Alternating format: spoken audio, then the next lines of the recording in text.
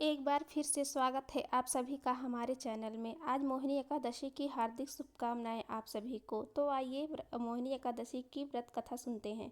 प्राचीन समय की बात है, यह कथा बहुत ही पुण्यदायक माना जाता है। वैशाख मास के शुक्ल पक्ष की एकादशी को मोहिनी एकादशी कहा जाता है। धर्मराज युधिष्ठिर ने श्री कृष्ण से पूछा, हे प्रभु, मोहिनी एकादशी का क्या महत्व है कि कृपया इस कथा को बताइए।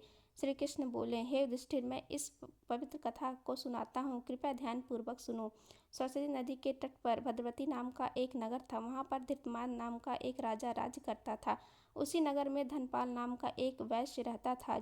वह बहुत धर्मात्मा था और दयालु था। उसके 5 पुत्र थे, जिसमें से सबसे छोटा पुत्र दुर्मति था।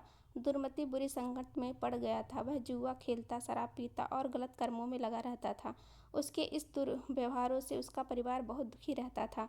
अंत में उसके पिता ने उसे घर से निकाल दिया। घर से निकालने के बाद दुर्मति जंगलों में भटकने लगा और चोरी डकैती करने लगा। एक दिन महर्षि कौंडिन्य ने आश्रम के पास पहुंचा। उस समय वैशाख मास चल रहा था।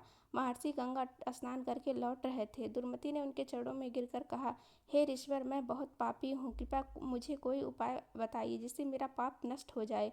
महर्षि कौंडिन्य ने कहा, यदि तुम वैशाख शुक्ल एकादशी का व्रत करो, जिसमें मोहिनी एकादशी कहते हैं, तो तुम्हारे सारे पाप नष्ट हो जाएंगे।